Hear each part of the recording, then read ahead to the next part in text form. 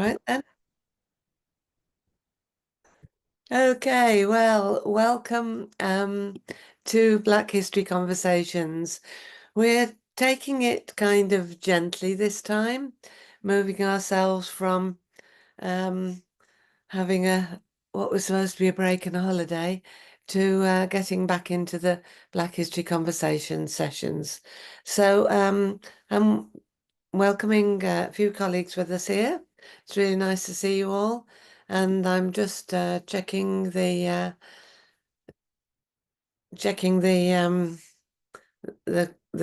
comments, the questions, and what I'm going to do now is to share the screen so that we can get on with the session.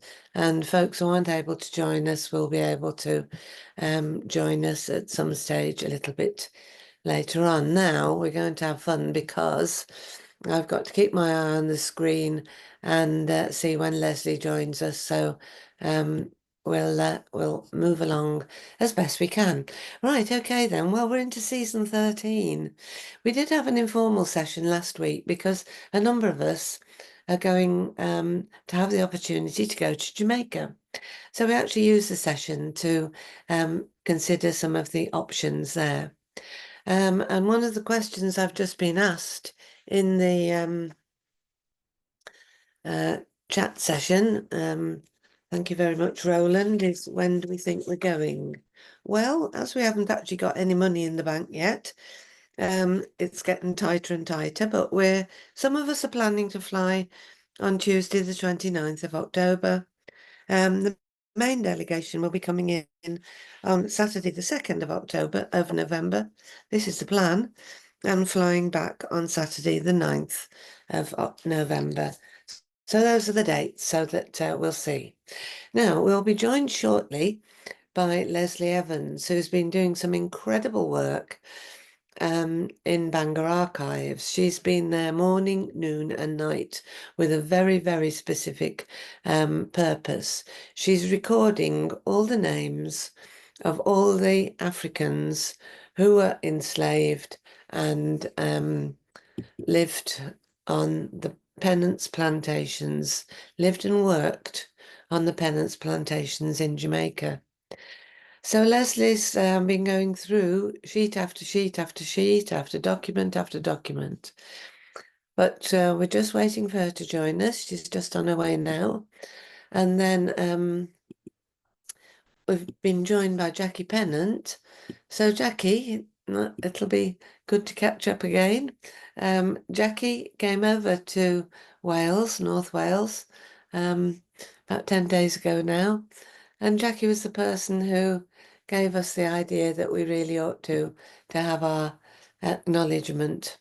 So Black History Conversations acknowledges the injustice of the actions taken by the British and other European countries that invaded and took possession of the islands in the Caribbean Sea, as well as the continents of North and South America.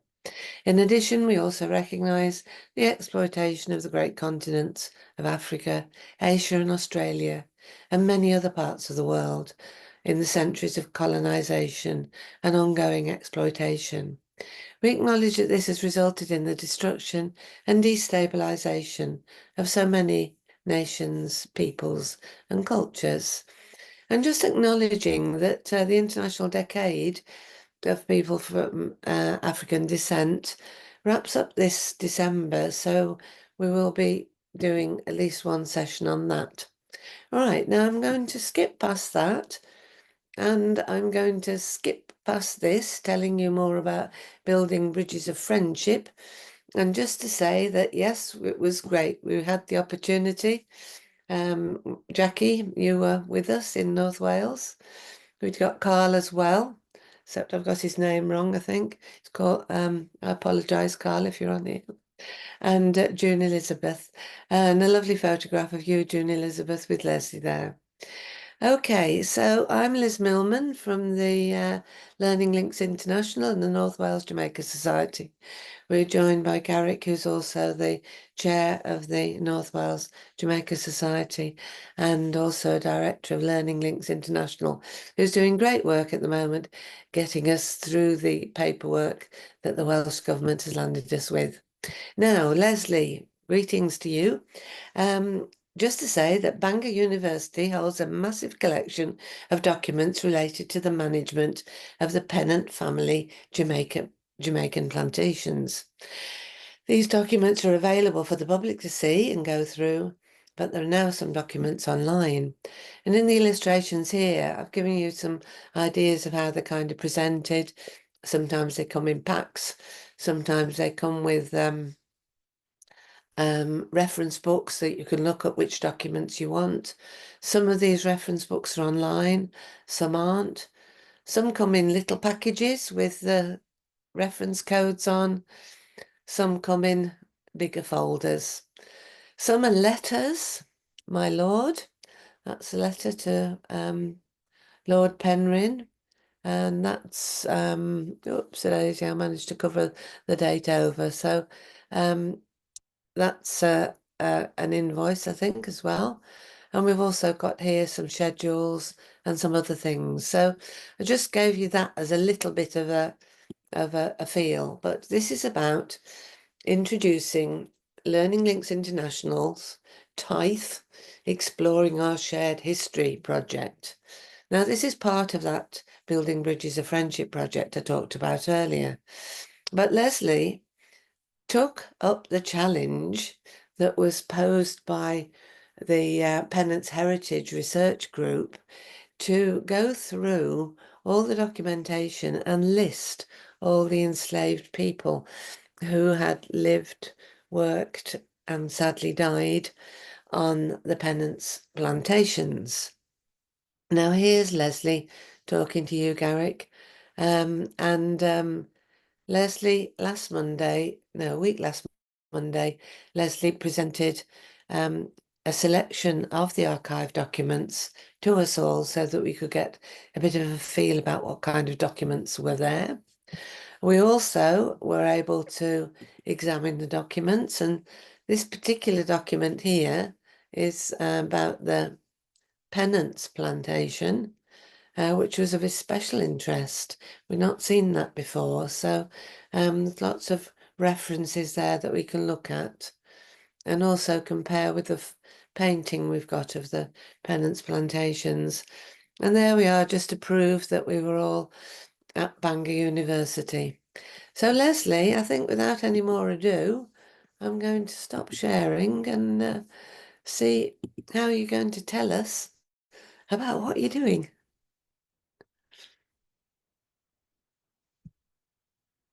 Leslie, I can't hear you at the moment. Can you unmute? Is that better? That's perfect, Leslie. Yeah. I hear you all the way from North Wales. Yeah, a bit croaky like you, Liz. Afternoon, everybody. Good afternoon. Good that's afternoon. A lovely introduction, Liz. Thank you.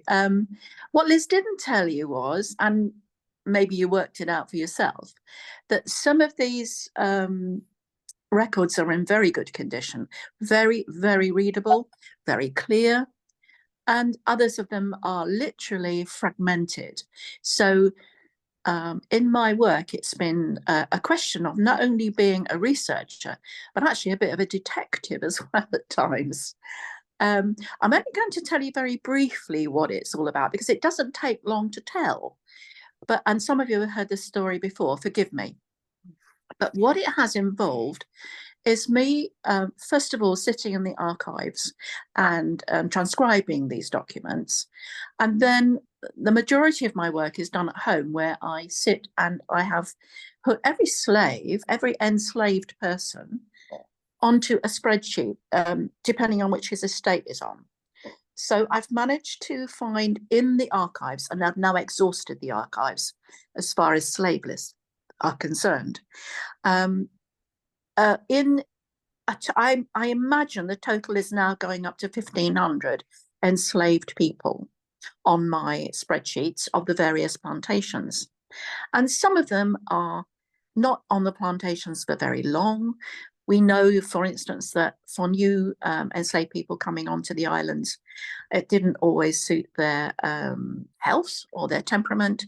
Many of them as a result of that, either passed away or absconded, and they just disappear off the records like lightning.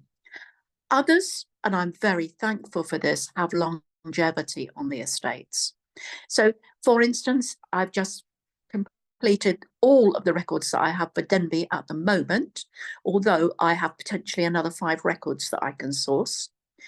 I have managed to build up for Denbigh Estate a almost complete set of records for the current cohort of people, building upon the ones that I had the records of before, so that I've actually got quite a complex story that I can tell about each enslaved person.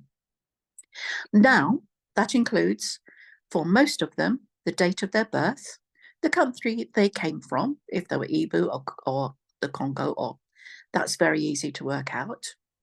I know from previous records the jobs that they have done, and that really confirms the age is right, because there is a specific pattern of jobs through which they progress, and then they come back down the pecking order, as it were, as they get older. So I not only can tell the story of where they came from and how old they are and how long they've been on the estate and what jobs they've been doing, but for the women in particular, the way the records are organised, I'm able to build up substantial family histories for them. And that is enabled because the children on the estates are named with their mother's name attached to them. So I've got lots of Arabias, Charlottes, and Koshibas, Quashes, and etc., etc. So through that, and knowing that on the Pence estate and most other estates, I believe, it was a matter of fact that the estate owners only named one enslaved person with the same name in any generation. So I can be pretty sure that if I'm looking for a Quashiba, etc., going back through the records, I can pick a Quashiba up at the right time to be having a child who is 10. So in some cases, I'm able to build up 5 generations of families within the family. That is really quite mind-boggling, because to be quite truthful, in my work as a family history researcher in England, I can't always do that for some English families. I don't know why, largely because things happen in the family, a family gets split up. But this is really quite something amazing, to be able to go back and trace an enslaved person through 5 generations.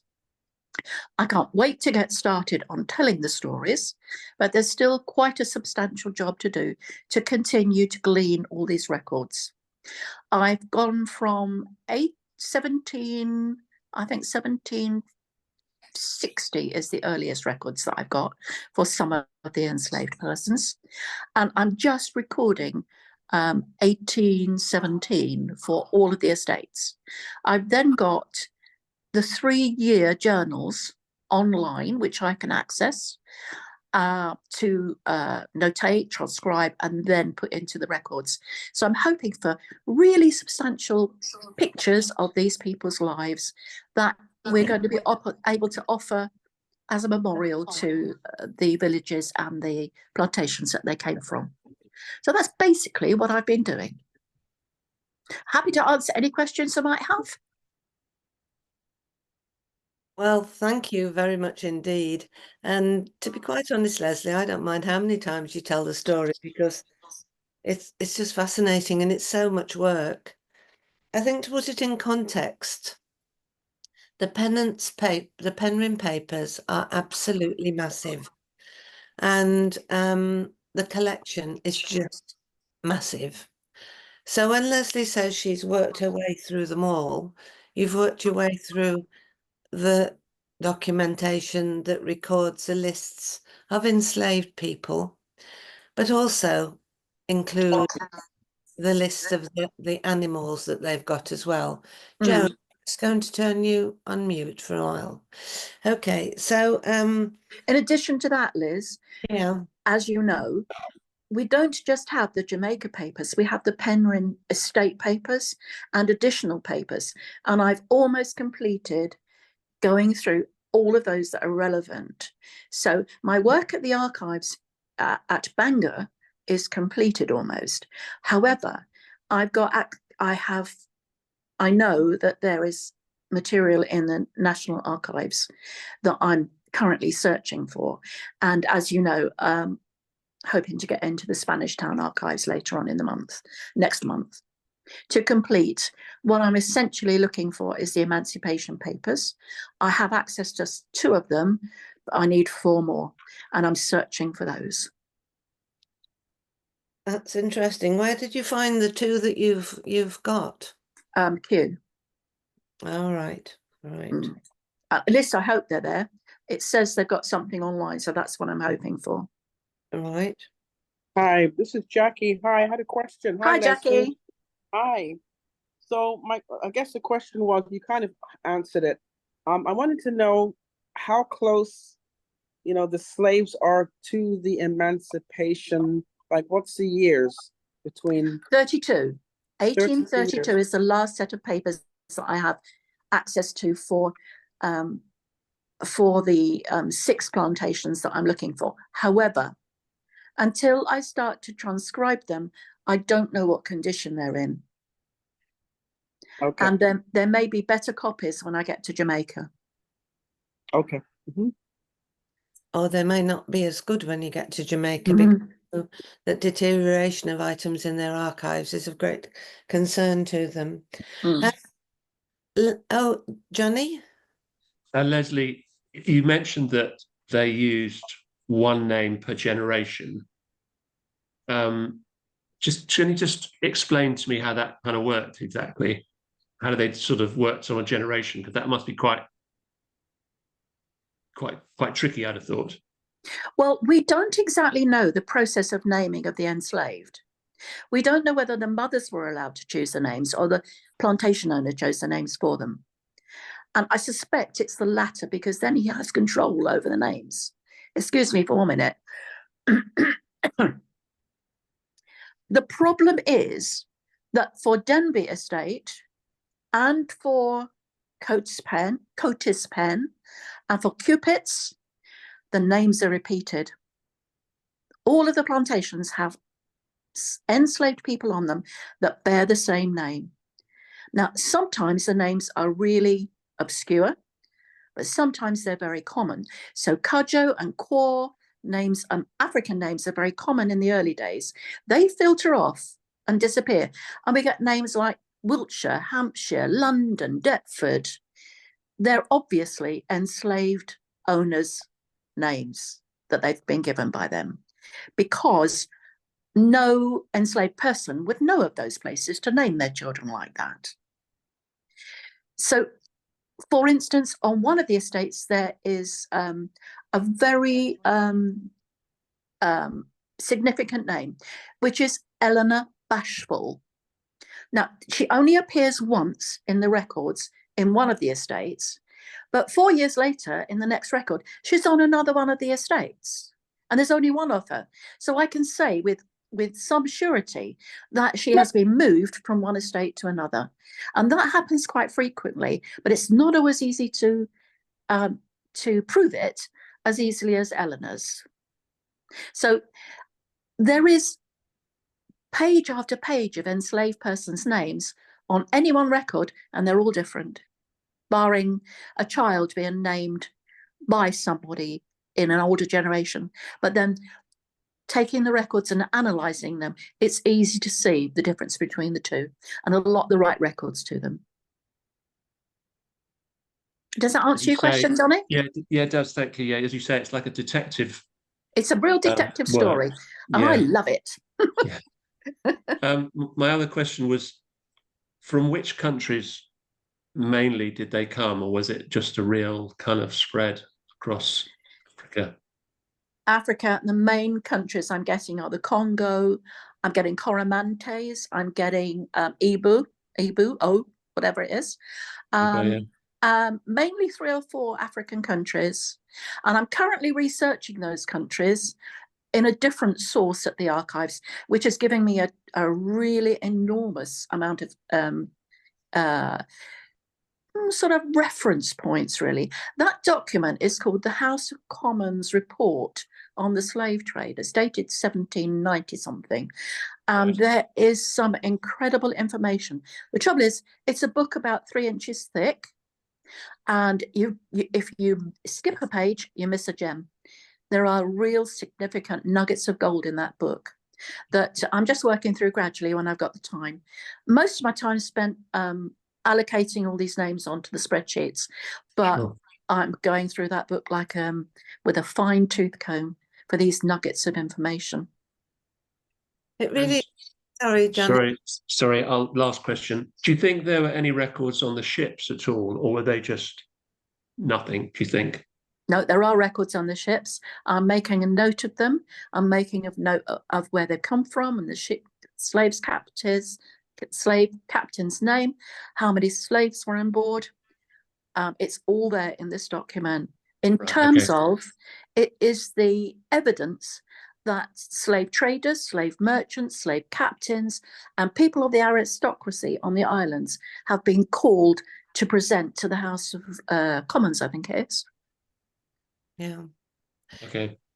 Because I know that the Pennant family had shares in numbers of slave ships. They did, and I've got a list of those. Yeah. That's in. Yeah. I'll shut up now. No, you you very don't need much. to shut. Thank you. Okay. Very Yeah. interesting questions. Right. Okay. Well, I'll just mention the book before I go to you, Garrick. I pop in every now and again to the archives. I'm not a researcher like Leslie is. I'm just curious. And I was asking about other resources they might have, and they talked about the rare books collection. This is the archivist people in Bangor. And I asked if it was possible for me to see a sample of the rare books. And so Leslie and I saw these on Tuesday of last week, and this 3-inch thick book, which isn't just thick, it's big, and you have to have it mounted on a pillow to, special archives pillow to protect it. But it's incredibly readable, isn't it, Leslie? Yes, And very. I think it has got F's and S's mixed.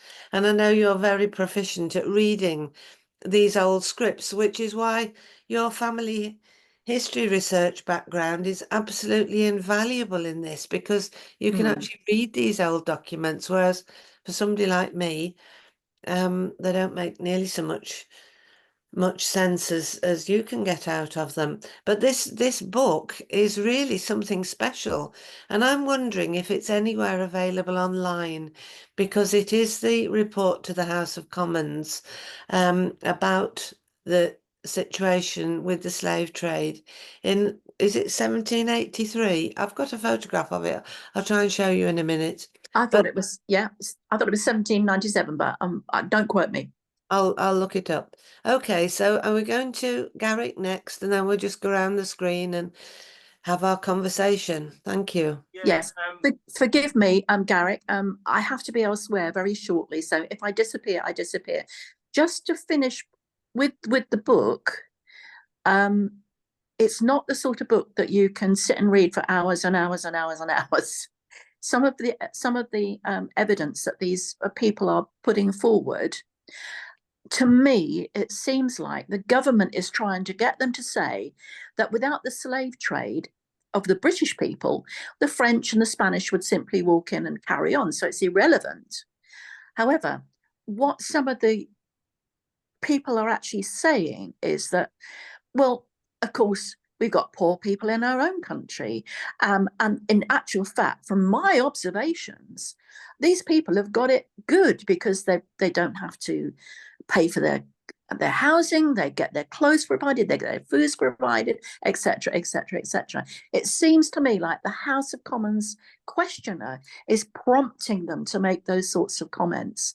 But you have to read it in big chunks to actually get a feel of what people are trying to say without being led by the Commons questioner. And reading between the lines, sometimes you don't always come up with the right answer, but that's what I think. Anyway, Thank you very much, everybody. All right. Well, Leslie, I know you need to go in a moment. I'll get Garrick Mm. ask his question, but Joe and I can answer your question later. Oh, okay, Garrick. It was more in relation to the point that Johnny Johnny. just mentioned regarding the ships. Now, when the ship leave West Africa with a cargo of 100 slaves, every slave worth XY. And of course, if they lose any slave on their way to their destination, that is money loss. Absolutely. So, for them, they would want to preserve as many of the cargo as possible, because at the other side, that's where the value, we set out with 100, we actually only lost 1, so we have 99. Yeah. So that would be a good voyage. But when they lose a greater percentage, it will have a direct impact on the total value of that cargo, and that's where the insurance claim comes in. Mm-hmm. Yeah, I've read in particular so far reports from 3 ships' captains who've made exactly that point in their evidence, and they have gone to great lengths to say whether they're saying what they think the government wants to hear, but when they take a ship out, they the enslaved people are unshackled as much as possible, unless there are not enough ship's crew to make sure that the white people's safety is guaranteed. They've gone to great lengths to say evidence like, well, there's a canvas hose and we open the grating and we douse the quarters with water every day, and we scrub them with brick and sand, the decks, to make sure that everything unhealthy is washed away, and then we have these warming pans and we dry it all out. Well, yes, they're all saying it, but is that what happens? There's a lot of evidence in this report that is, you've got to balance it. Yeah, but you're right. A good ship would only lose 2 or 3 on the journey, but it was often because of a contagious disease that they brought on board in the first place. Again, the ship's doctor always says, well, I go along with the enslaved person every day and make sure they're okay. Did that happen? Yeah. It's really interesting that we found this book, because before the summer we had Rosemary Mason join us. She's done the research into a particularly traumatic voyage, and her book is called Voyage of Despair, and it was a slave captain who came from Brecon, and he tells quite honestly what the experience was like, both trading on the west coast of Africa and also on board the ship. Now, there's also the Slave Voyages database, which is something, Johnny, that you might like to check out, with the names of ships owned by the Pennant family. Certainly, I mean, one was called Lady Penrhyn, so it's pretty obvious. And that was actually used to transport convicts to Australia eventually. But there's a great deal that can be found out about shipping. Leslie's particular focus, very specifically, is to enable us to, and I say us because this is really the Pennants Heritage Research Group. We've not had the opportunity to share that much with them so far, and this is one of the purposes why a number of us are going to Jamaica, so that we can begin to share information that we can't share online as easily. So that's the primary purpose, and to memorialize the lives of, now Leslie's saying, 1,500 identified individuals who were enslaved and were working on those plantations. And remember, those were only a fraction of the plantations on the island of Jamaica, which was only one of the islands in the Caribbean where there were enslaved people. So there's the numbers involved are just enormous. So Leslie, I thank you so much for for what you're doing. I've got a little bit longer if there was another question. Okay. Can you, anybody else? Gary, have you got another question? I just got your hand up. What about some of the names, Leslie, that you're coming across? Because, as you say early on, there appear to be some African names, and some of those names are associated with days of the week, for example, aren't they? Yeah. So there's a fair representation of days of the week in their African forms, as well as months of the year as well, but they're usually in English, surprisingly. In latter days, they're being given a name and a surname. And very interestingly, up until just a couple of weeks ago, with particular reference to our interest, there was only one enslaved person with the surname Pennant. And that was a young lad called Edward Pennant, who was on the Thomas River estates. Now, he appears not to be listed with a mother, so I don't know who his mother was. And he can't have been a child of Lord Pennant or Lord Penrhyn, because he wasn't on the island at the time. So clearly he's been given the name out of respect. But doubt enters into it when you see that he's had quite a privileged lifestyle, because the normal pattern for a young child his age is that he would go into the small gang or the grass gang and work his way up to the third gang or the second gang or the supreme first gang. He doesn't do that. He goes straight into the overseer's house to become a waiting boy. Now that smacks of privilege to me. So I'm sitting on the fence with that one at the moment. But despite the fact that Liz and I had a conversation with the older gentleman of the archives who's now retired, who said he'd only found one person with the Pennant surname, I've now found two more with the surname. So I'm interested to follow their career at the moment. I've only got them on one record so far, so I can't do that. As soon as other records come along, I may be able to make a sort of informed opinion about it. But that's the Pennant name itself. A lot of English names coming up.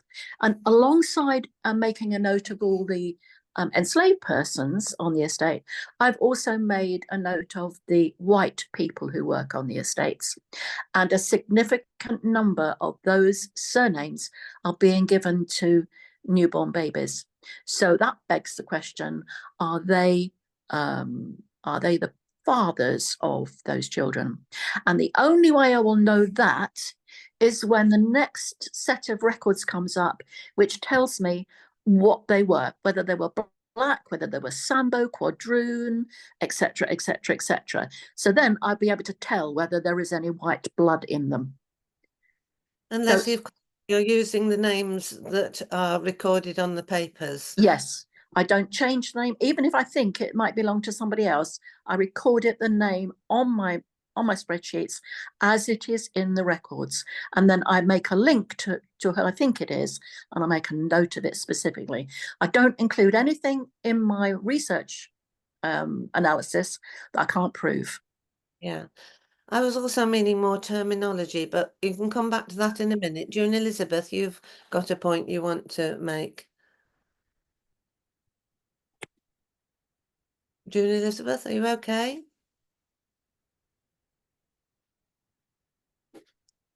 I don't think she can hear you, Liz. June Elizabeth, I can't. I think it's frozen. I look as if I think yes, she's frozen. It looks frozen. Yeah. June Elizabeth, here you are. Okay. Right, okay. I hope you're all right in the car there. Yeah, I'm being chauffeured. I'm in the back. Okay.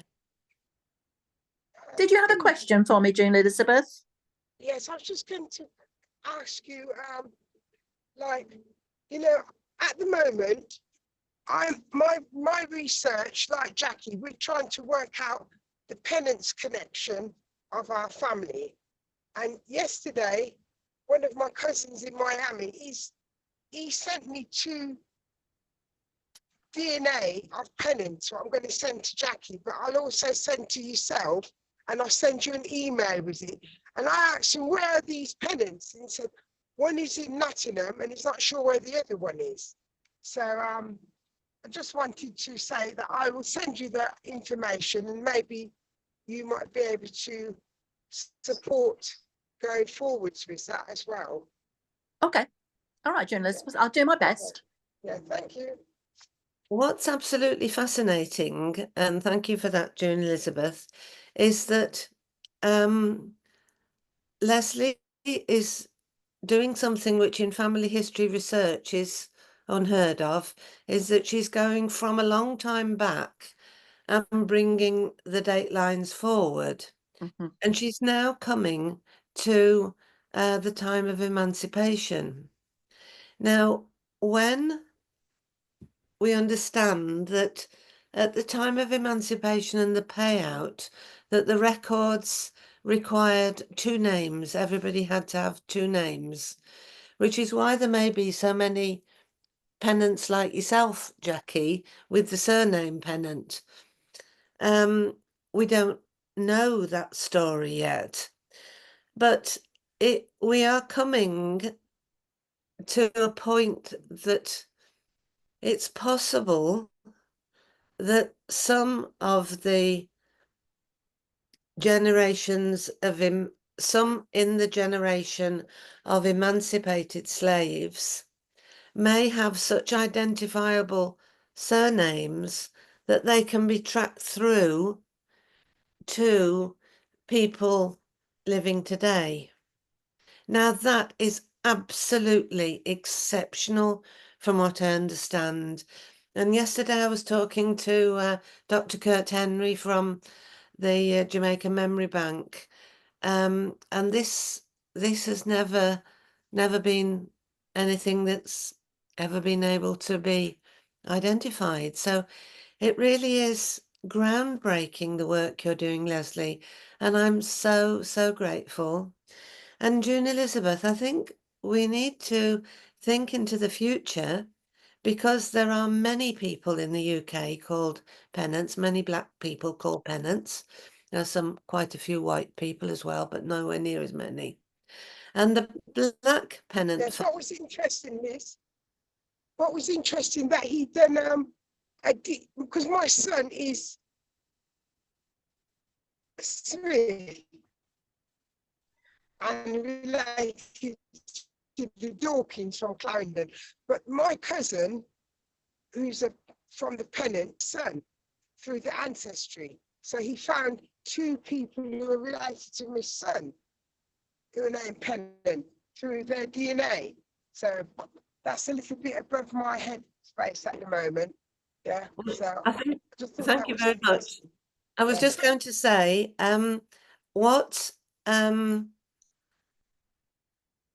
because we've got so much going on at the moment, and there's another priority I'll be talking with you about, of activities going on in the community of Pennants. I think that we can't take on board sharing this information with the vast number of people in the Pennants families in the UK, unless we could get somebody who was willing to do something on social media or something. But it's going to require an incredible amount of time, answering queries, putting 2 and 2 together, thinking through things, and we just haven't got the time at the moment if we want to get this visit to Jamaica underway in November. So I'm deliberately, because I've got a contact to a large number of the Pennant families, and that's going to be sort of something that we can look at in the future. Mhm. In the future, we'll be able to have some heritage tours to Jamaica. Never mind about, self-funded, but we'll be able to help people, search their roots. A different project, yes, June Elizabeth. Yeah. Leslie. For now, just wrapping up, my priority is not only recording all the names, because quite truthfully, it's not easy just to sit in front of the computer for hours on end. You have to do something else. So that on the one hand is a priority, but on the other hand, gleaning the background information that I need to be up to speed with in order to make the stories to the people real, to make the story that I'm telling in a fit into a context which everybody can understand. So that significant amount of work of continuing to build the records and padding out, maybe that's not the right word, but coming to build the stories. I'm not going to be at that point. I can't imagine before Christmas. And then the start of the storytelling begins, which is going to be a significant period of time needing to be spent on that. So it is a big project, but we would have discussed this. One person needs to have the knowledge to share. Several people doing bits and pieces magnify the possibility of mistakes, and they don't have the whole picture. Thankfully, I do have a good memory, and I've also got a lot of records. So I'm just going to plod on with it. And on that note, that's what I'm going to do as soon as I've done my next commitment. So I'm going to say goodbye to everybody. And hopefully when we next meet, I'll have some more stories to tell you. Thank you. Thank you so much, Leslie. Absolutely brilliant. Okay, bye. Bye. Bye. Okay, well, with Leslie moving on now, we can pick up a couple of other points because I know, Jane, you've got a point. When Leslie talks about telling the stories, because normally on a memorial, you know, a World War I memorial or whatever it might be, or a memorial in a heritage centre, then the names of individuals are listed. But Professor Celia Naylor, who's a Jamaican heritage person operating in the States, she's at Barnard University. She looked at the heritage of the enslaved workers, or the stories of the enslaved workers on the Rose Hall estate. Now, this is another one of our Black History conversations. She explains what she was doing. She's also written a book and done a website about this. And in doing those two things, it's pretty remarkable because she actually puts together a little pen picture about each person, very much personalizes it. And this is what Leslie is hoping she'll be able to do. So on the website, which is escapes my mind at the moment, you can look up Celia Naylor and you'd be able to find that. And on the website, she tells the stories. As when you click the name, you get a little story as well. So that's quite remarkable. So yeah, that's what's going on at the moment. So it's just amazing, isn't it? Okay, so Kate, we've got you have we got you joining us, or were you Johnny in disguise? Right. I'm just going to check the chat. It's me in disguise. Oh, right, that's okay. We don't mind. It's the wig that gives it away. Right, okay. So Joan asked me what book we were talking about. So I'm just going to show you into my photographs, right? So I don't know if you can see it. Just I should have photographed the book itself rather than trying to photograph the page, but I'm never quite sure whether you're really supposed to take photographs or not, but they're so patient in the archives, they let me do things so I can share. So this is the 3-inch thick book, okay, and this is big writing, so you know, minutes of the evidence taken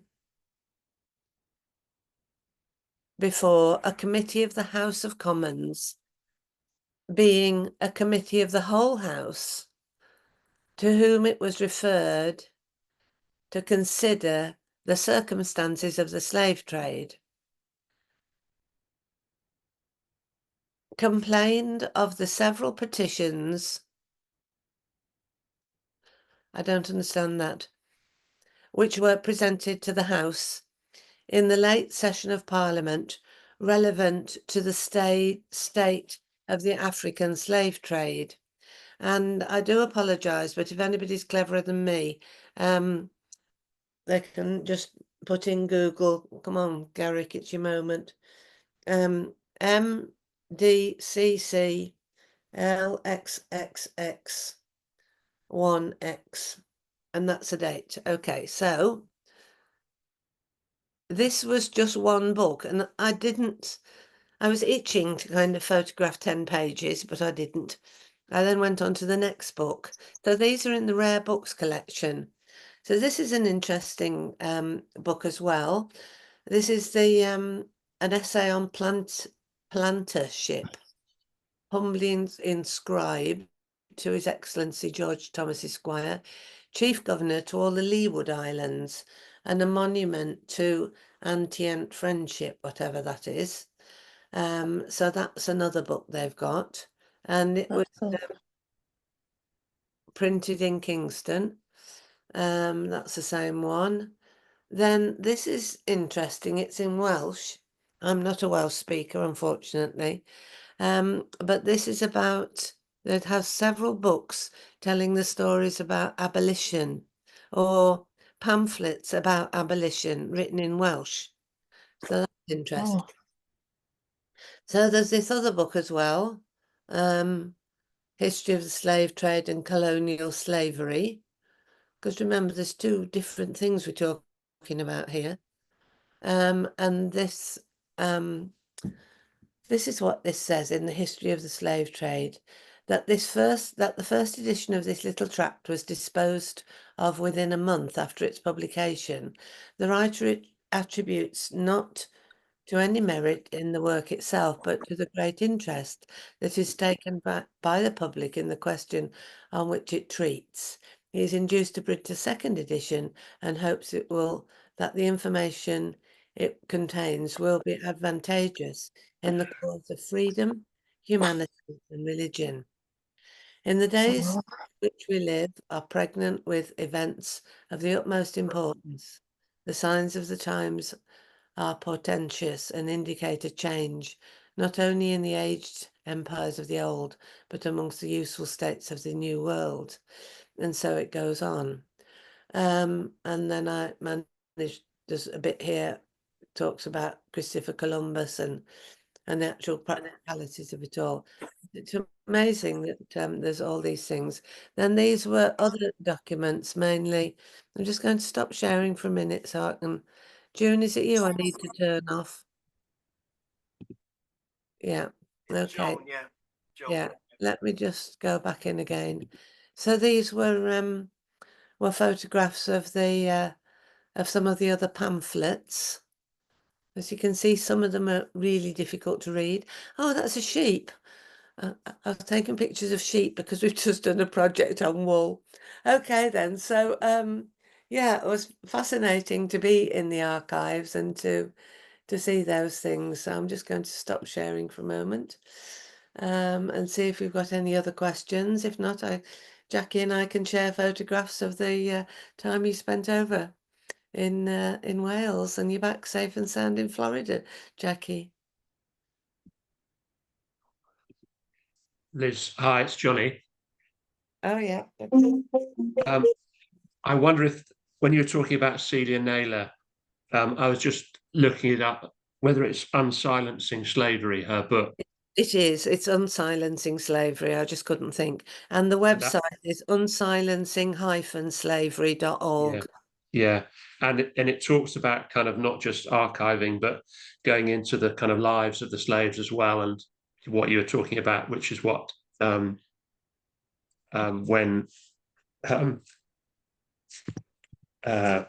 Leslie gets time, by Christmas, that's what she's going to do. But it sounds like an amazing book. Yes, it is. It's very dense, I have to say, in that, it takes a whole lot of reading, so I haven't managed to read it yet. That looks long. Yeah, yes. Unsilencing Slavery.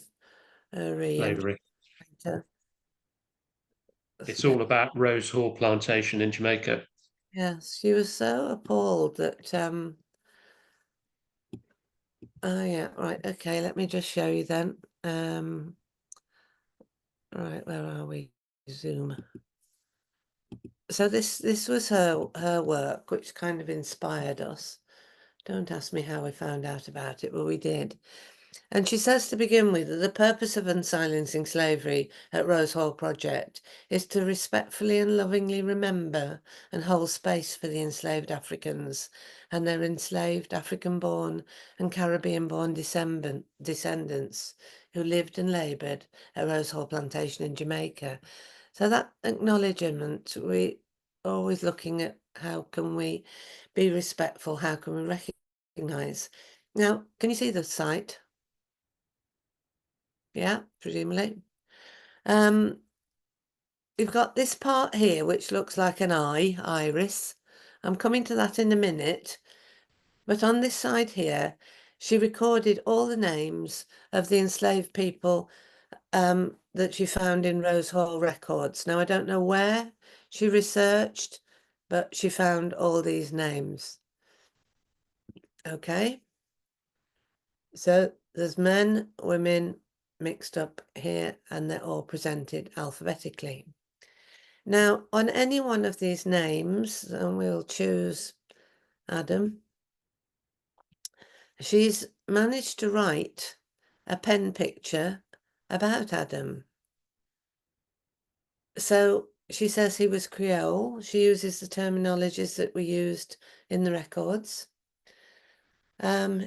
His birth was noted in 1826 on the slave register, and he's described as Creole, Negro in colour, 1 year old, and the son of Matilda.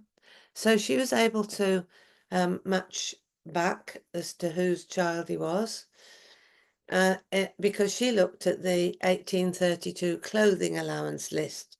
Now, I don't know anything about the clothing allowance lists. Well, I know about them, but I don't know that there were lists. One thing about the British was that they recorded everything that moved, it seems, including the allocation of clothing. So I'll ask Leslie about that. He was listed at 6 years old as a cattle boy. And the other cattle boys were all Creole, James Oliver, William Kerr, Othello, and a younger Isaac. But it's unclear how long he'd been working as a cattle boy. So then she personalizes it in directing, this is about this person. It's not what is recorded about this person in the records, but she knows that this person would have had this experience, like disposing of the trash, weeding the grass, carrying manure from one place to another. And the details of his life after 1832 haven't been uncovered at this time. And then she explains why, what we don't know. So she's able to say, oops, a daisy, this is one thing with this site, it jumps around a bit. She can say quite a lot about an individual. So it's the same thing if we look at Hazard next, African born, included in the slave register of 1817 for Rose Hall, and a little bit more about his life. Again, you can scroll down. I didn't realise you could scroll down, but I've learned that now. You have to learn to work different websites. Okay, then on this side, you can choose what age of person you want to, what age a person lives to. You can also choose what year. Now, bear in mind, she's looking at 1817 to 1832. Leslie is looking at 1770 something and right through to emancipation. So if Leslie's people were put on this iris, it would be very much bigger. The tiny little lines are for people who didn't have long lives. The longer lines are for people who did have a long life. So Joan, I've just clicked on that one strand that was there, and her name would be on this list of names as well.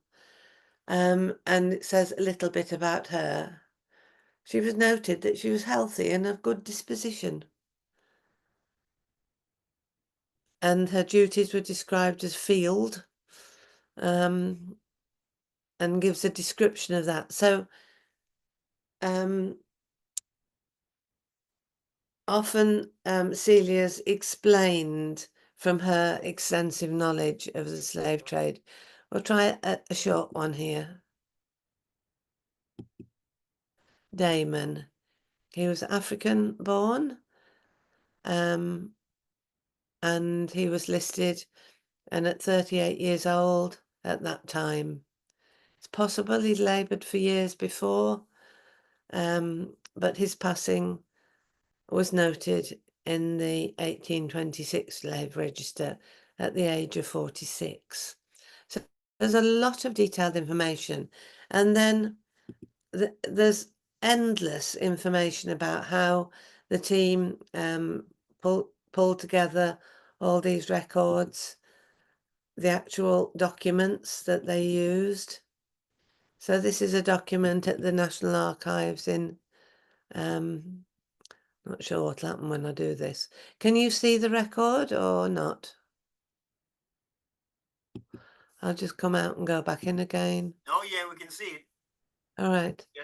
So you can see what the sort of things that Leslie's been working on. This is a very attractively written, I have to say, and very clear record.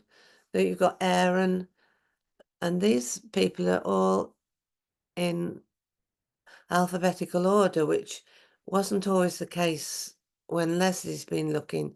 They're sometimes quite higgledy-piggledy. I'm just scrolling down to see.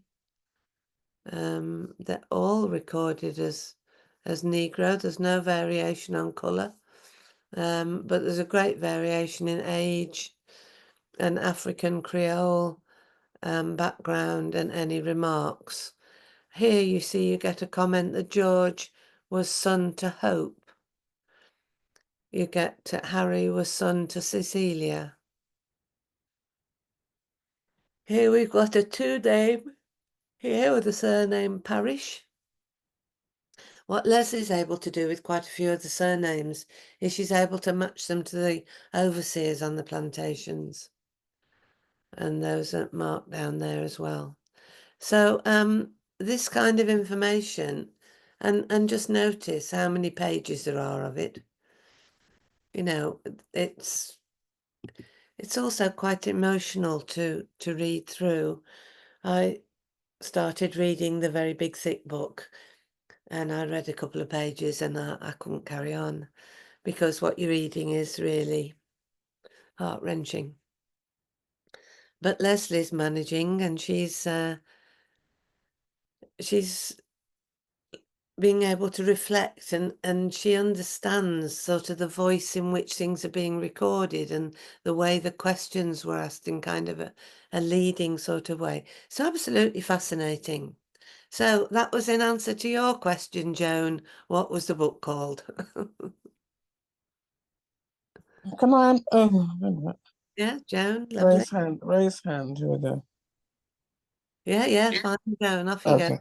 Okay. So can we work out what that date is? I think it's 1789, but that's my guess. But Anybody else tried MDCCL XXXCX? No, Garrett, you've let me down. I think this is Thomas Clark. As far as I know, and I may be wrong. As far as I know, Thomas Clarkson has sort this up, and I think it's 1789. Right. Well, it'd make it right in terms of when these discussions were going on in the House of Commons. And if you look up Hansard at any of these times, it's really overwhelming. I tried looking up the some information there. I'm not quite sure how detailed Hansard is when it goes back to 1789. Probably is recorded there, so somebody can have a go and look up Hansard. because that's the recording of everything that happens in the house. And what I found amazing when I was looking it up was that in one sitting of the house, say on a Tuesday afternoon, they'd be swinging from discussing something in India to discussing something in Scotland to discussing something in the Caribbean, and then swinging back to a domestic point back in the UK, just covering such an immense amount as they were making an attempt at managing the empire. It's just mind-boggling. All right, I don't know if there are any other thoughts or ideas, questions. I might just have a look and see if I can find some photographs to share of when we were all together.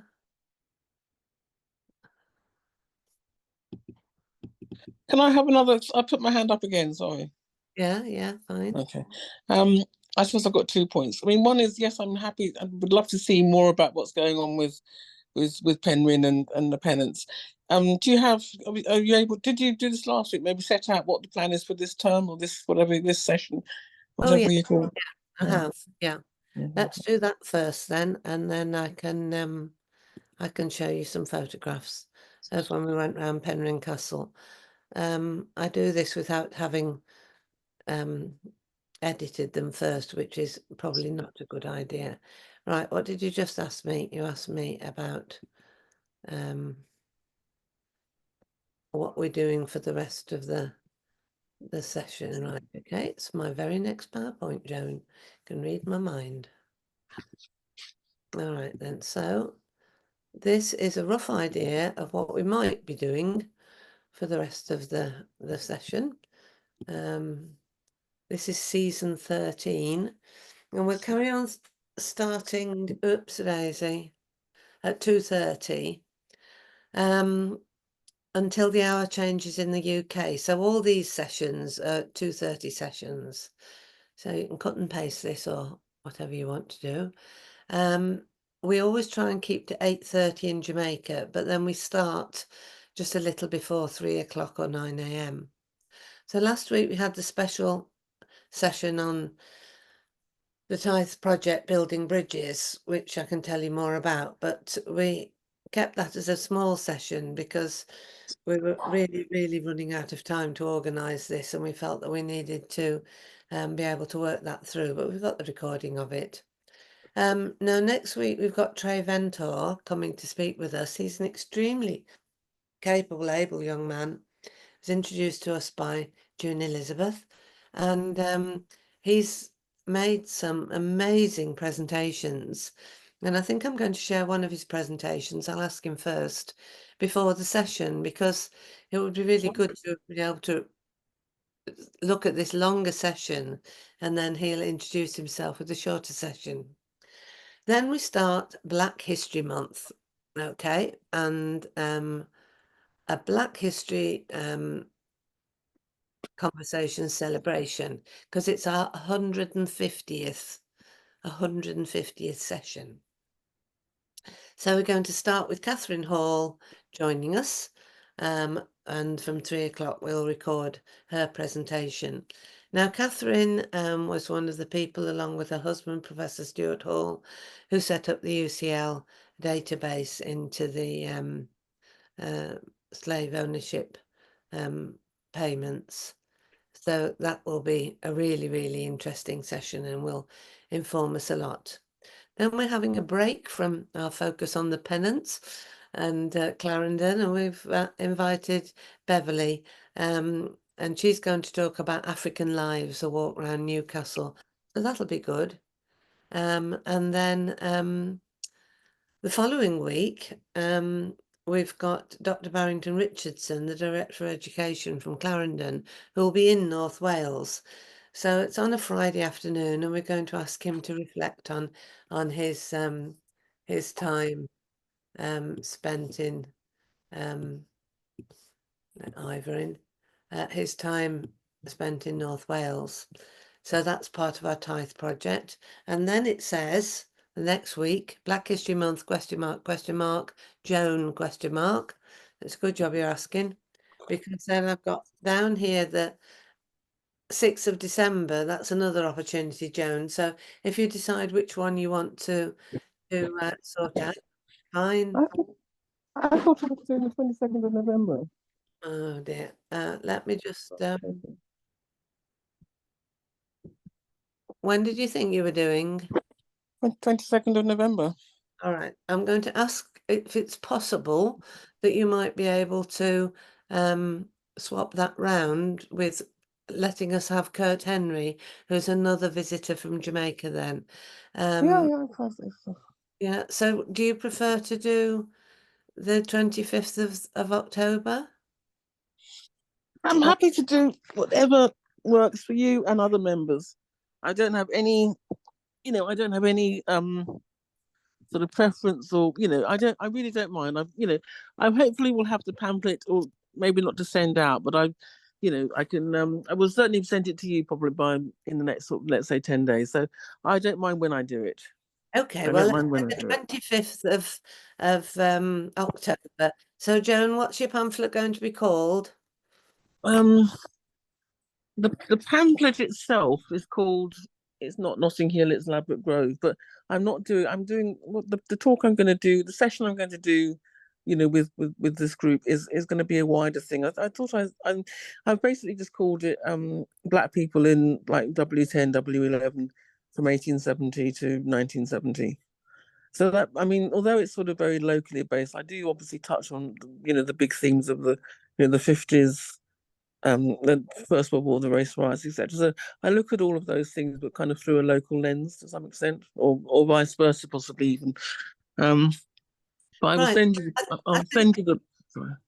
I think that fits in really well. Just go through it slowly with me. Black people in. Black people in London W10, W11, which is like Notting Hill and Ladbroke Grove, from 1870 to 1970. I can't type and remember that long. Oh, sorry, I'm so sorry. W10 and W11. W11. Yeah, from 1870 to 1970. That will fit in wonderfully, because I can see a pattern coming here. You might not see patterns in this organisation, but I see patterns. Trey Venter is going to be talking about Northampton. Then Beverly's going to be talking about through a local lens of Newcastle, and then talking about W10, W11 in London. So that's fabulous. Okay. That will really, because some of us who are involved in running Black History Conversations are deeply involved in running these Tithe projects. It's going to be interesting also then to be able to reflect on other things that people might be interested in, not just what we're up to live from Jamaica. So when the British hour changes, right, okay, so we'll start at 1:30 and then we'll start recording at 2 o'clock, so it'll be easier for Simon. He'll be able to join us as well, but we do keep to the 8:30 in Jamaica time to catch up. So and we're going to have 2 Fridays when some of us are going to be in Jamaica, and then we're going to have a week when we're back from Jamaica and we're reflecting, and that would be a nice opportunity to tell the story, because we can share that then with our friends and colleagues in Jamaica. Then the following week, Dr. Kurt Henry is hoping, I've got a question mark by him, but he's hoping to be over from the Jamaica Memory Bank to spend a week in North Wales. So you are understanding this is really, really full on. It's a question of, when you get what you wish for. Excuse me. Then we're hoping to do another session about UCL. That sneaked in. And then Garrick's just told me that Patrick Vernon's done a really good book that we need to be following up on. And as you can see, then we want to have a session where we focus on what's been going on during this decade and what next. Is that okay? Answers your questions there? Okay then. Oh, Ivor, that's lovely you've joined us. Yes, good morning. Good morning. Ivor's in Penance. No, things are well, fairly well. Looking, sun is shining. And Good. it's a bit hot right now, but otherwise we're good. Coy was Otherwise, telling me yesterday it was 90 degrees. yes. Still hot now in the morning. Okay. Right, let's just quick catch up then with Jackie. How did the journey back go? Went well, thank you, Liz. I returned to work last night, so just coming off of a night shift, but you know, had a good time. Right, well, we really appreciate the fact that you're joining us. That's just amazing. Anything else you wanted to share? I'm just trying to see if I can find the update that I did about the time you were over. No, I just was trying to kind of explain to family, friends what we did, what we accomplished while we were there. But it was kind of like why did you go? What were you doing? How did and you know how it happened? It wasn't really planned completely. A lot of it just kind of happened organically, Some of it was, and then other things just started to appear. So it was really a remarkable week, Yes, it was pretty special. I've done a little update, and I can't for the life of me find it at the moment. Let me go through the proper means of going into a Word document and opening up something that would tell us about because I did on the day I left, I ended up speaking to a couple more people in Bangor. yeah. I spoke to a lady on the pier. Yeah. She has a art studio. Yeah. On both sides, there's little shops on the pier. She has both Yeah. art. So I was just in there looking at some of her pieces and was talking to her, and she was really she had no idea because she has done some art which included some with Penryn Castle in it.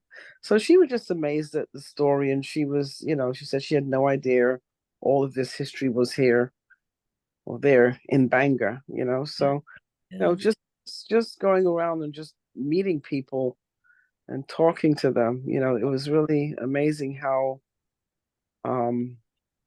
there was a lot of interest while we were there. We just talked to someone and they were really interested in what's going on. So I think there's a real appetite there in Bangor for people to know more about the history and the story.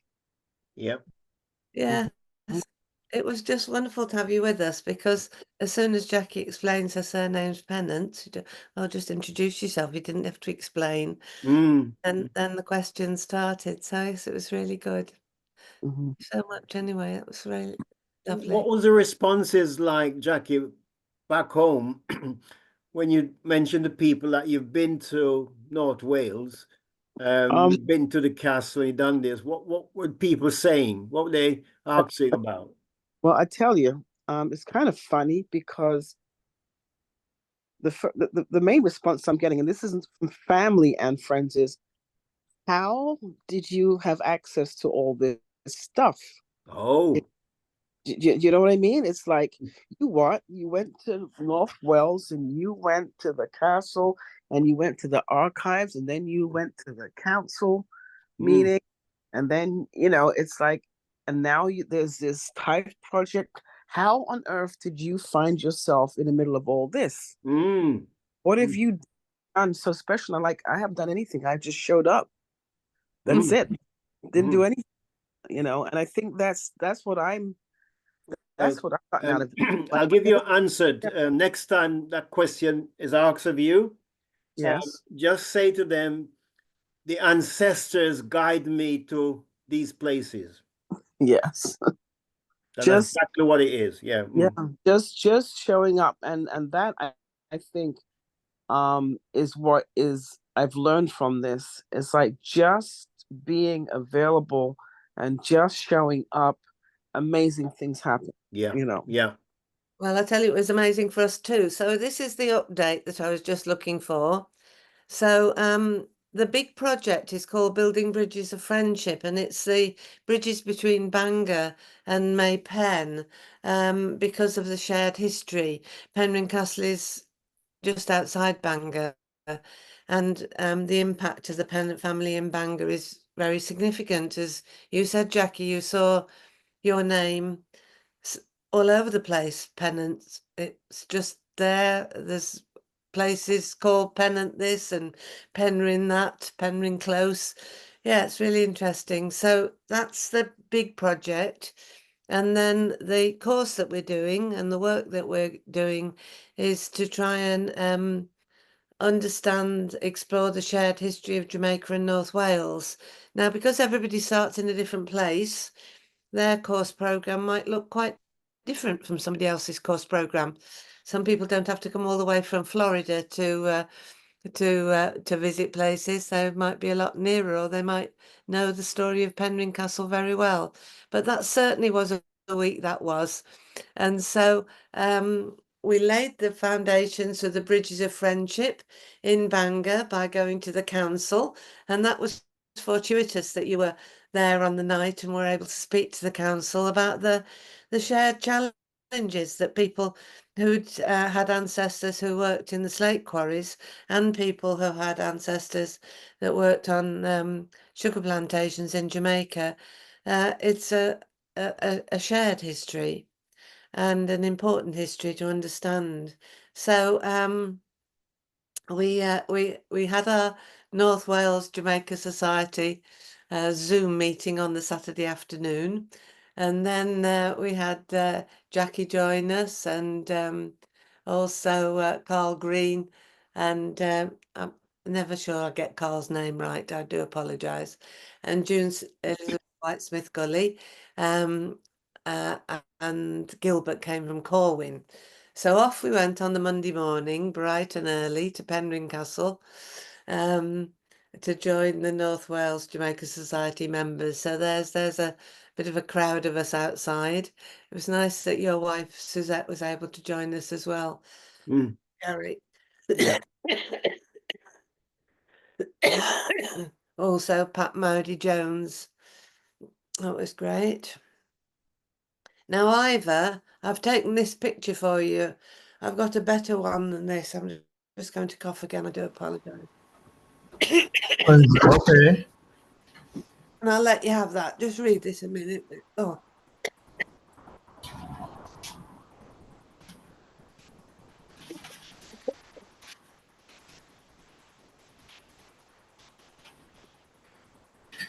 Take over, Gary.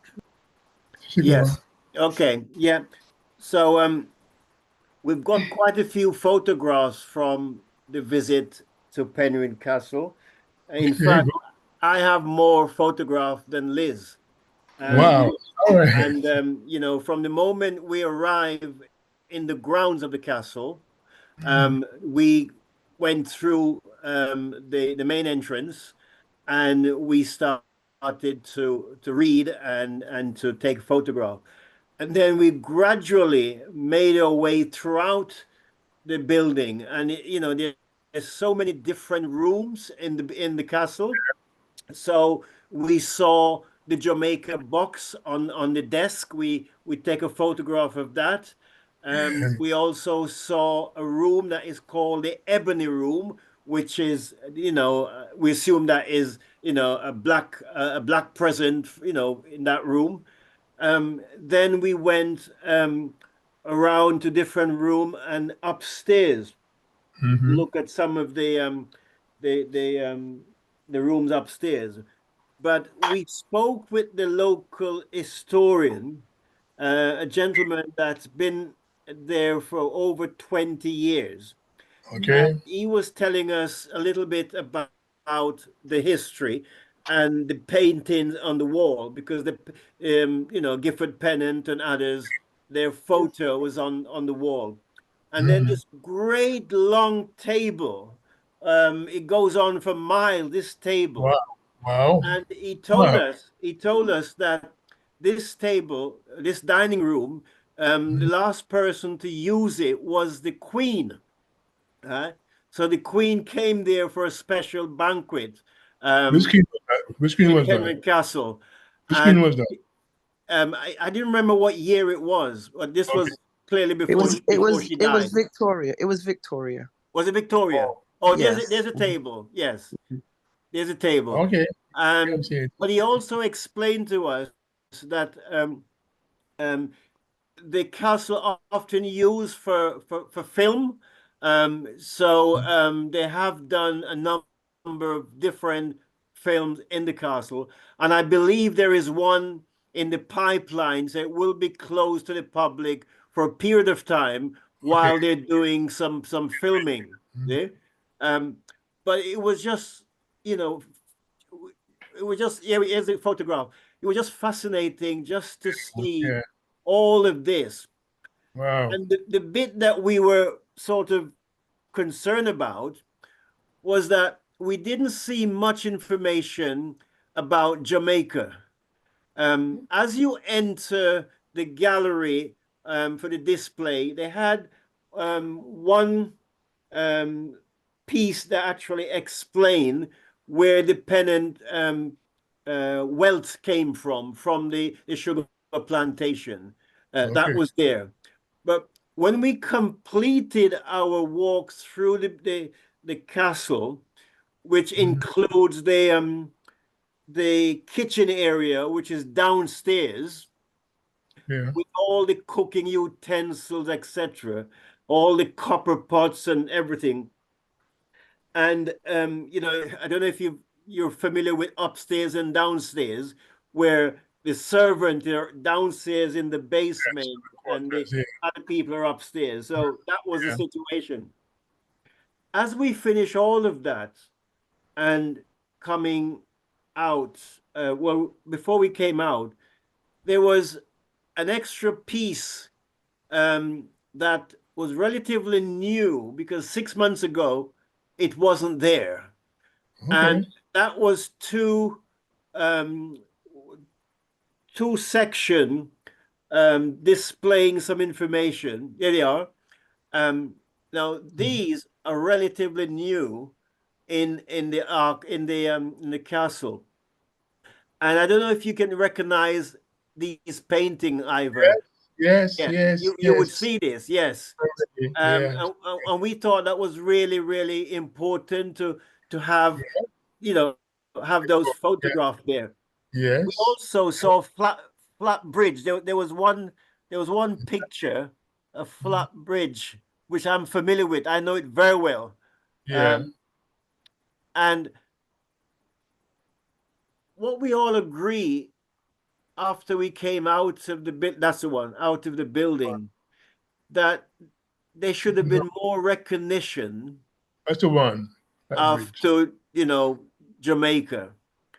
And we're thinking that maybe there's some work that can be done to engage with the National Trust, because we see some areas that can be improved, and also how Jamaica might be recognized in the castle more.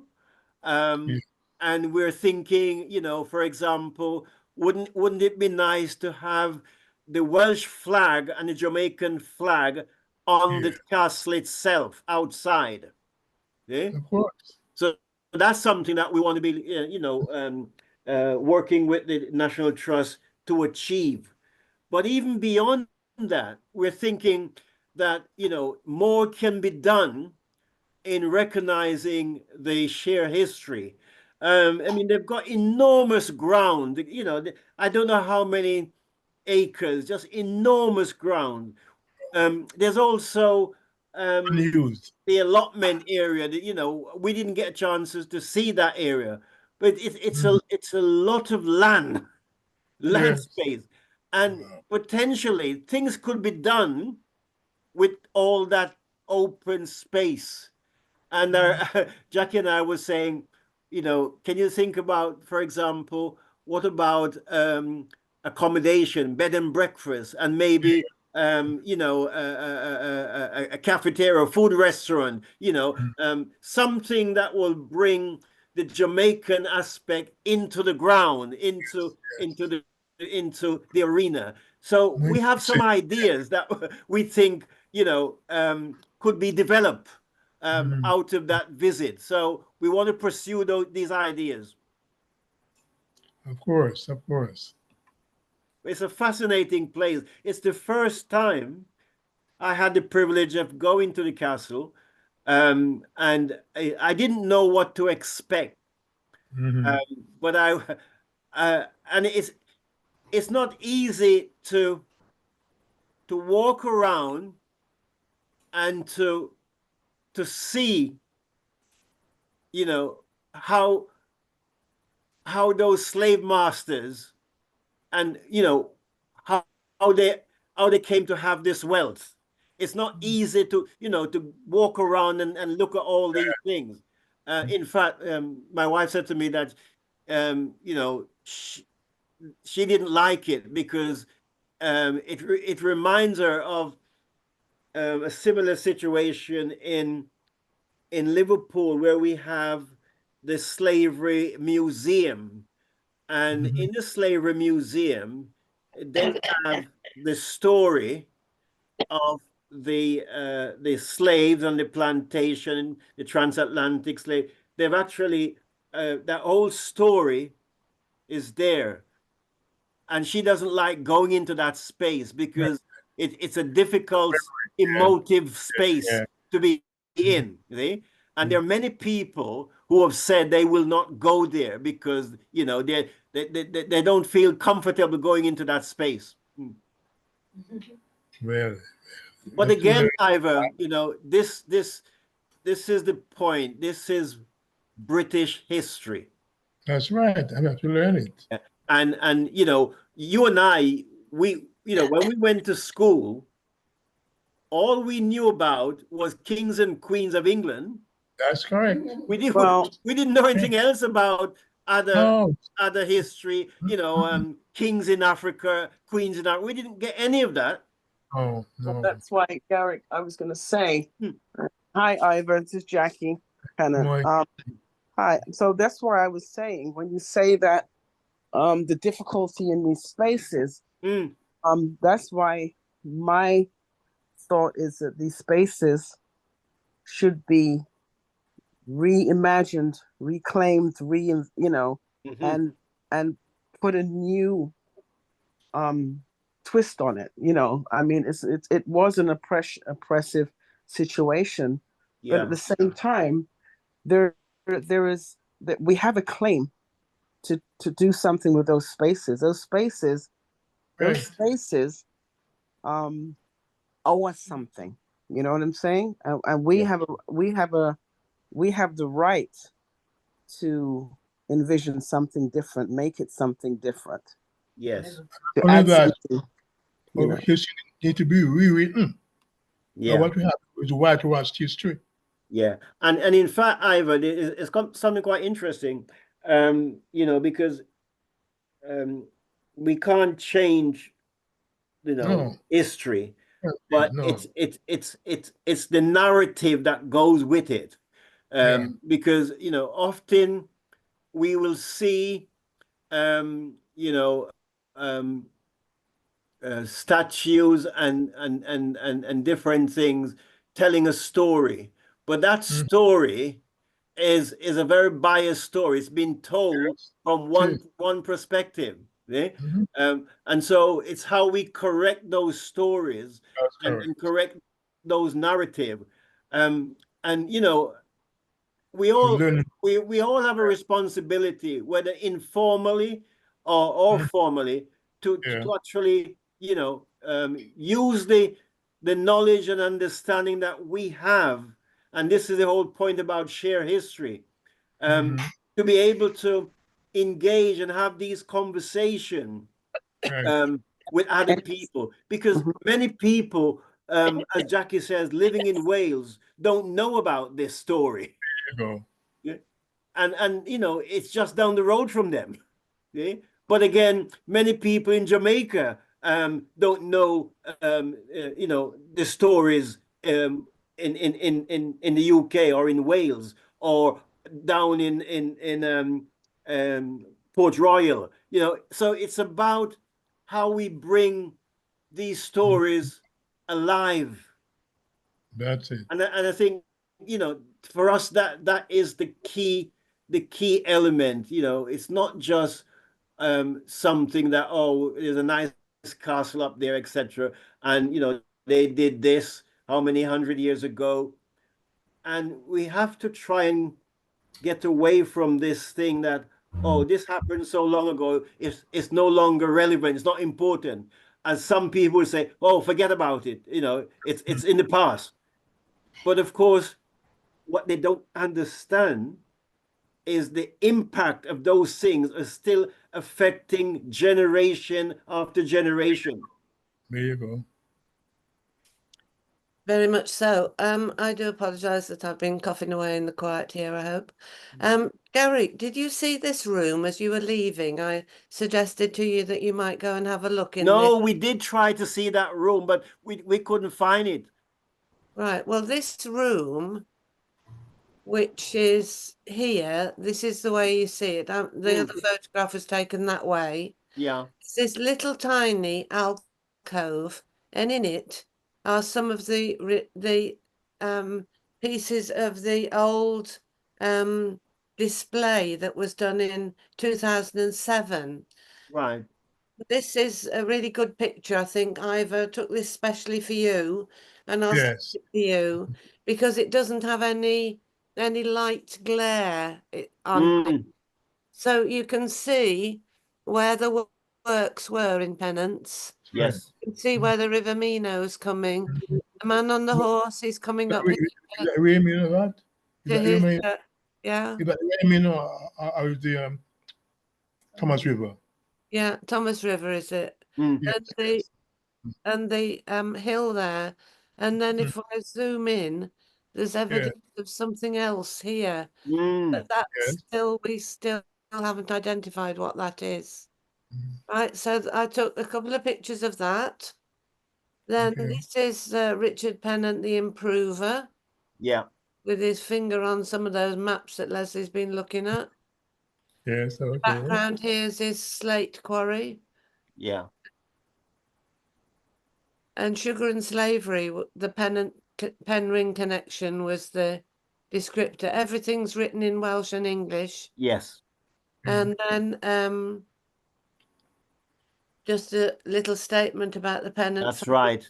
Yeah. From Flintshire, but Gifford Pennant emigrated to Jamaica in the mid 17th century.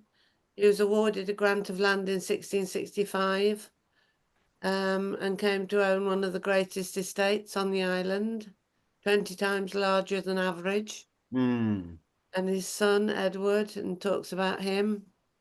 So there's a map. It's not come out clearly in the photograph, but they were typical entrepreneurs of their time. Yeah.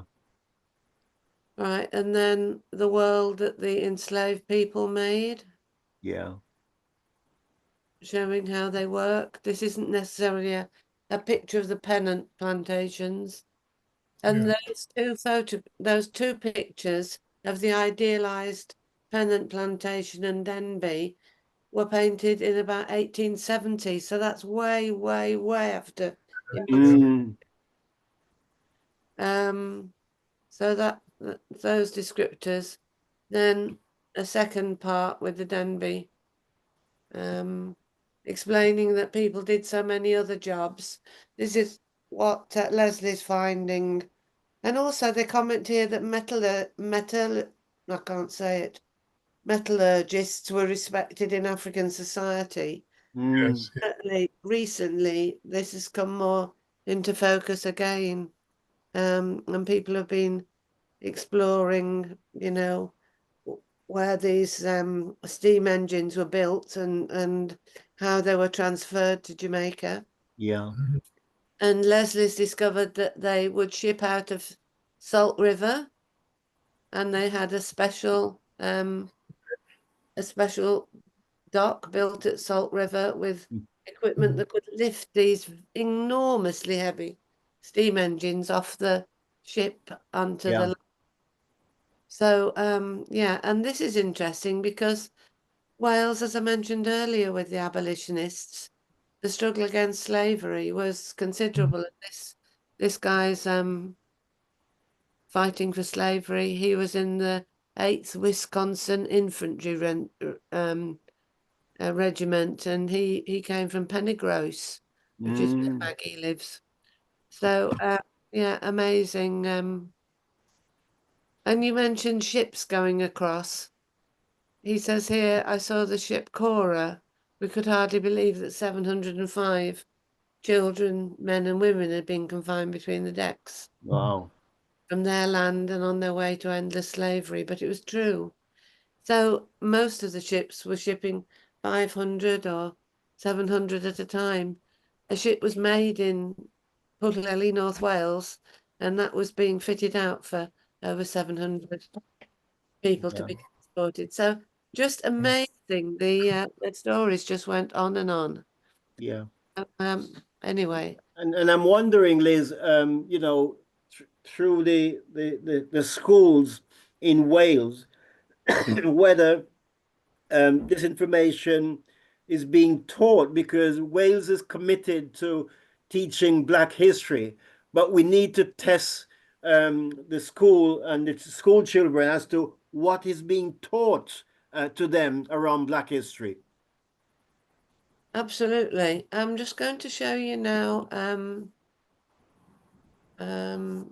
if you've got patience and want to stay on looking at photos. Zoom, share.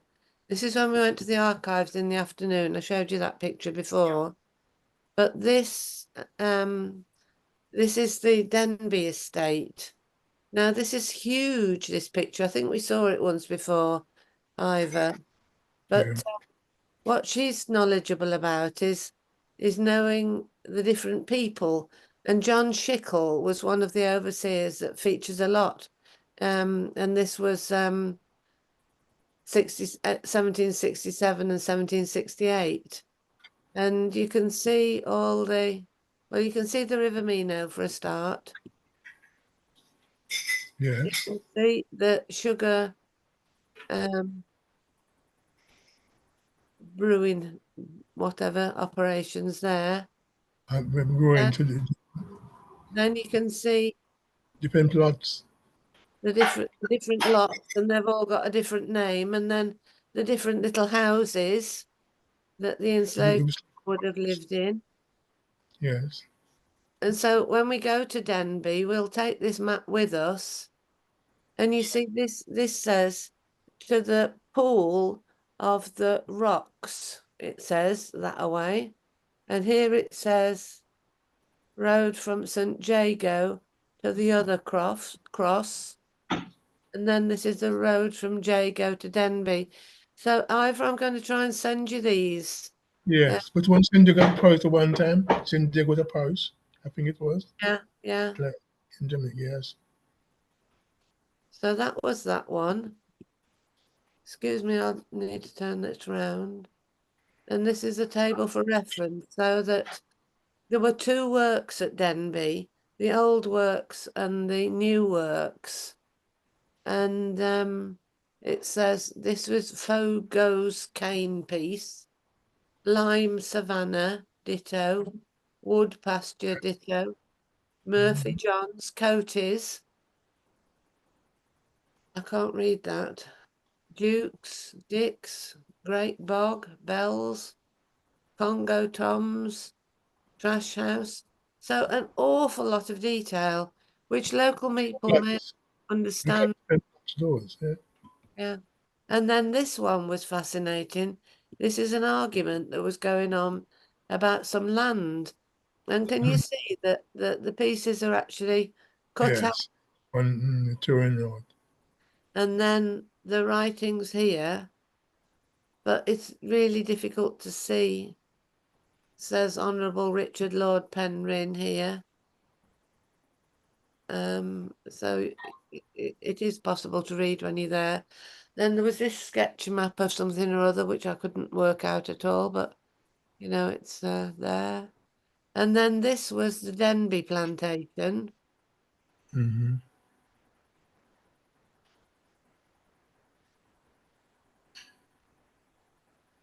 And that's the Kraal pen. And I'm not sure what was that other one we just saw. Let me just go out of this a minute. This is Denby, yeah, okay. Go out of that. Oops, a daisy. Thanks for being patient. So this is a different version of the Denby map. Now this is only tiny, and this is the one I showed you just now about Pennants. So here's the River Meno, right? Here's where no, I'm just going to turn it sideways. Wait a minute. So you know the man who was on the horse, would he have been coming over here? Because that's his little house there. No, we're two great horses, you know, two great horses. One And by the Dance area. there's the works. Why is that Pennant? Why is that the Dance? Yeah, but there's no house on the top there. Okay. I'll send you that and you can have a good look at it. Okay, yes. There is not. What is not here? Yeah. And then there's another little sketch here that might have something of interest. Sorry, I haven't turned them all around the right way. There you go. Yes, that's it. And some name is there. John Pennant Esquire, 9 acres as a well, gravelly soil. Mr. Shickle's house. Who? Road to the Cross. So we'll be able to find out where that fits on one of the other maps. Yes. And there's Mr. Shickle's house. Look, got close up on it. Yeah. Interesting enough. Have a guess. How many plantations did Jamaica have in total? In the hundreds, how many plantation you think was in Jamaica across the island, the 14 parish? Oh. 650. 650. Wow. Or 820. not bad, yeah. So officially there was 814 sugar plantation plus 2,500 non-sugar plantation. And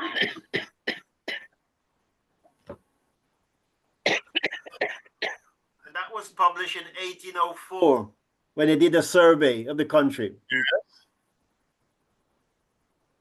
So basically plantation are very different from the pens. And the Yeah, pens so are part pens, of the they call it, plantation. yeah, pens or, you know, non-sugar, yeah. Mm.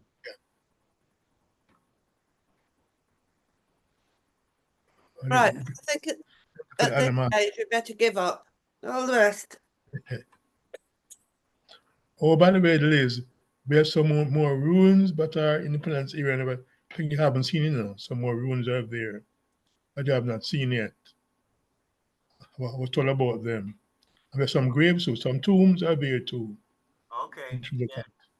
Yeah. So we don't know who's buried there. No marker. I'm not sure yet. I haven't seen them myself, but I was told they're there. So Yeah. I saw them there. Yeah, it was common for people to bury on the land and tomb them, isn't it? Very common. Yeah. Mm-hmm.